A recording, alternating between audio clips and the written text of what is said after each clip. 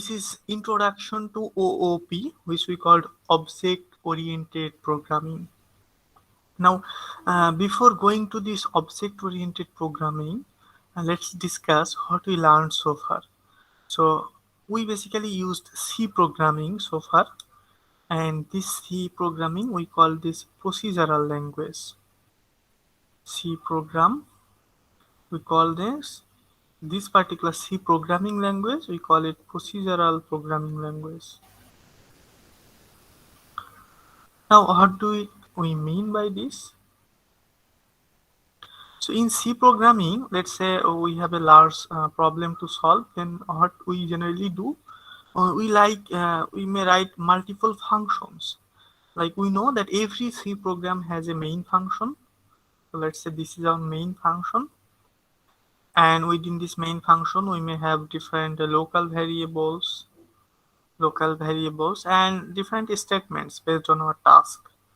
And when the task is generally large, for example, if you notice, like our in last experiment of our lab, what we did, we tried to automate the library management, like to add books, to view books, to sort books. So for those tasks, what we preferred, we generally use different functions, different user-defined functions. For example, to add book information, we used add function. Similarly, to view book information, most probably we use display name function. So these are different user-defined functions we generally use. And in each of these functions, if I go into its definition, then what do we have?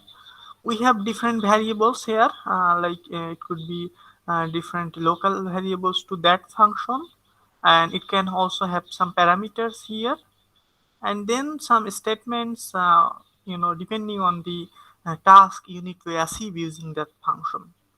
So this thing we call it procedural language. So we basically divide our main task into multiple sections or multiple functions, and we implement the task. But it has several limitations, of course. So this is to learn something, or at least to start learning how to program or a new programming language at first. Then of course, most of the cases you will find that C programming, or sometimes also Python is also being used nowadays. But the main thing here, we generally start with procedural language. So this is kind of the base we start, but of course it has several limitations we will be discussing. And that's why another programming paradigm, which we are calling object oriented programming. So C programming is an example of procedural language. So another, or procedural, we can say procedural uh, programming, we can say. And similarly, we have another paradigm which we are calling object oriented programming. So here we have object, and oriented with that object we have the programming. Now we will be discussing what do we mean by object and so on. The main thing here, we can basically find several differences between this procedural language and object oriented programming language. Now C programming language is an example of procedural programming. We may better call it procedural programming. So C program is an example of procedural programming, but C program or C language doesn't have any support for object-oriented programming. That means C don't support object-oriented programming. So if you want to learn object-oriented programming, even if it is just a basic introduction, then of course that thing cannot be done in C, because C don't have that support. So since in today's class, and next class as well, we'll be talking about object oriented programming. So that's why our programming language will be a new language, of course, because C don't support object oriented features, and for this purpose we prefer Python. So now you may ask that in the at the end of the semester, I am starting, or we are starting a new language. Actually, in this concept, we are basically interested with the theory, not the actual implementation. Having said that, you do not need to know the syntax of Python. Of course, the syntax, I mean, for this course perspective, I am saying. So, of course, the syntax of Python and syntax of C, there are many differences, right? So, of course, we don't expect you to grab all those differences, or we don't even expect that you can write a Python program. Okay. So, what we are gonna do, we will just look after the theories. That means if we say that introduction to object-oriented programming, so we will be looking like what is object-oriented programming, or why object-oriented programming, what are its pillars, or we can say the different properties of object-oriented programming. Then, as I was saying that there are four pillars, so the pillars are basically this encapsulation, abstraction, inheritance, polymorphism. So we will be discussing a little bit about those pillars, and then a very important terminology related to our object-oriented programming is class. Okay, so we will be studying what is class, what is the difference between class and object, and so on. So here again, I am saying that all this study are theory-based study for this course perspective. Okay, so this is theory-based studies. That means we will not focus that much to our program. But having said that, since of course to understand theory, sometimes we may try some little programs. So that's why there are some small code portion here written in Python language. But even if you don't understand those, that is completely fine. I mean, we don't expect that you will understand those or even you will write those in exam. We will not ask any question there. You need to write any Python program. So as I was saying that the programs are not so important. I mean, these are important to understand. I mean, if you have any questions, you may of course ask. But even if you can't understand few things, that is completely fine. And also in the exam, we will not ask you anything to write any Python program. So all those questions related to object-oriented programming, that will be just like descriptive question, or these theoretical questions. So no programming question will be given from these particular concepts. So as I was saying that we are studying object-oriented programming. So first, if we ask why object-oriented programming, I mean, why do we need it?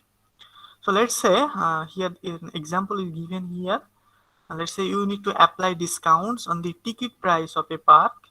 But the problem is there will be three different discount rate for three different category of people. The categories are as follows. Let's say male, female, and children. So in normal way, I mean in procedural programming language, this key concept, how can we achieve? Let's say since we need to apply discount, so we can have a discount function. Okay, we can have a discount function. Then there we may take some arguments here, and the parameters could be like, let's say. So here this should be category will be like male female. So then it could be category, it could be a character, whether it's male female or children. So like this you can have a function, then within that function you can calculate based on the input. So if it is male, then you can provide a certain discount. If it is female, then you can provide. If it is children, then you can provide another one. So by this function concept or procedural language, you can also achieve the same thing. But of course, as I was saying, that it has some disadvantages. One of the we will be discussing those disadvantages one after another. So let's move on our future. I mean, this concept here. Then we'll be talking about what if we implement in C programming. Then what are the disadvantages? So first question, what is object-oriented programming? So from the name, we can say that object-oriented, that means there will be some object. So what do we mean by this object? That's the question now.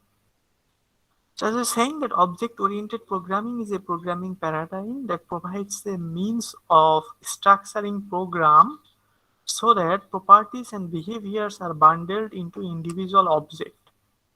So those object means we are calling that those object has properties,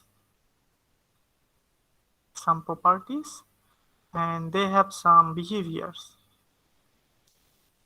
So these are two terms we can say, properties and behavior. So all these objects have some specific properties and behaviors.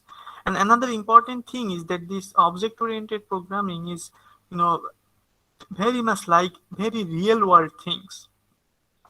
I mean, we know that in real world we have different things like, if you notice, like cars. So, or relations between things like companies, employees, students, teachers. So, we can easily program this object, real world object or real world things using object oriented programming. So, how, as I was saying, that object has specific properties and behaviors. Now let's see what are the properties. Like we know that cars has some properties.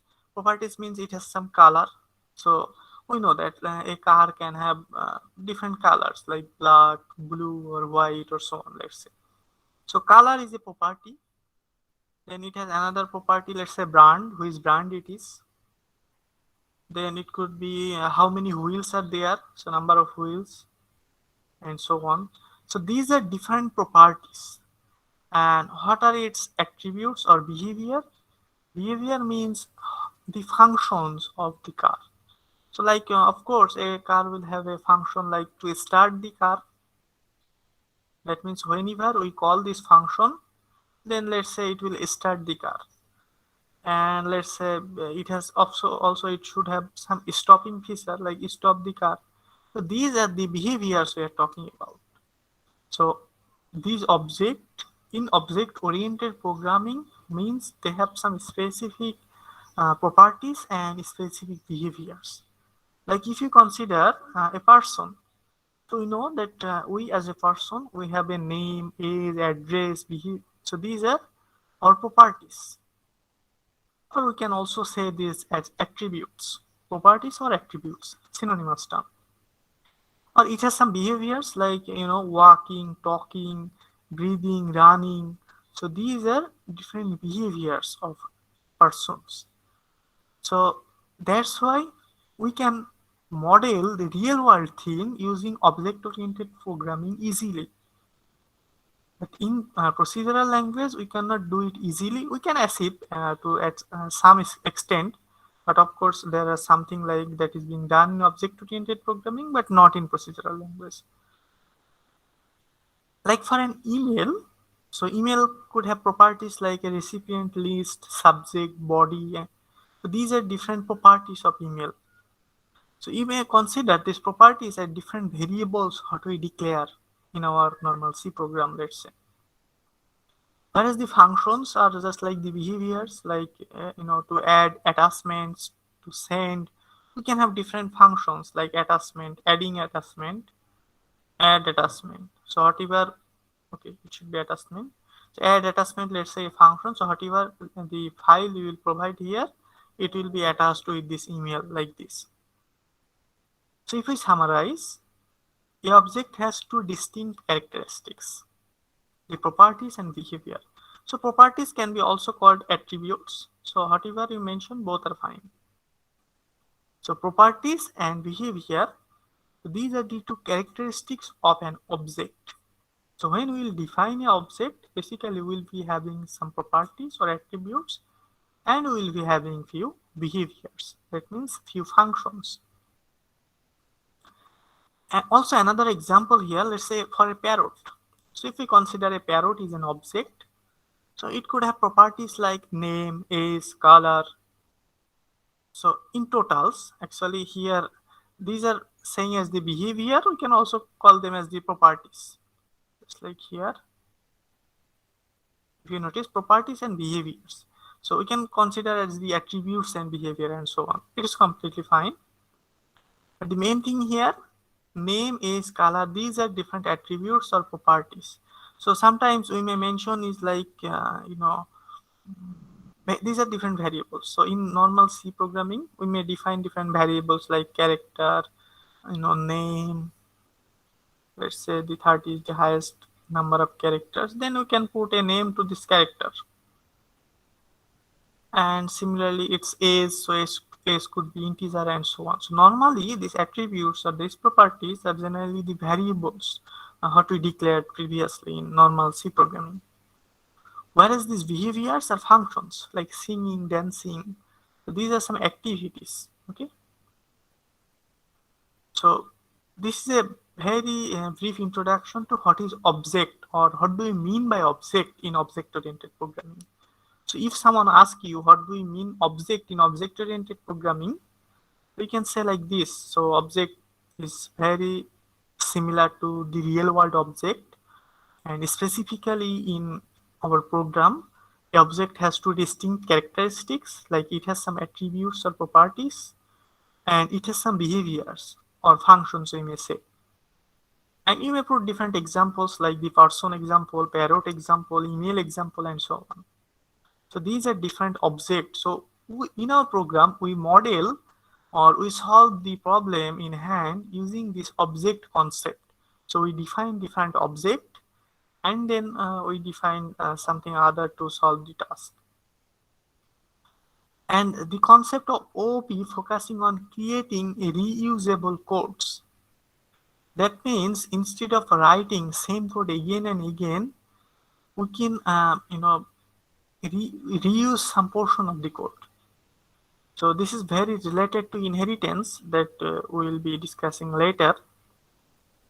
So that's why this is one of the advantages that object-oriented programming can offer. So these four pillars, sometimes we may also say these are the advantages of object-oriented programming that we cannot normally achieve using normal procedural language programming. So as I was saying that this concept is also known as don't repeat yourself. That means we'll be reusing the program. We will be not writing anything from scratch again.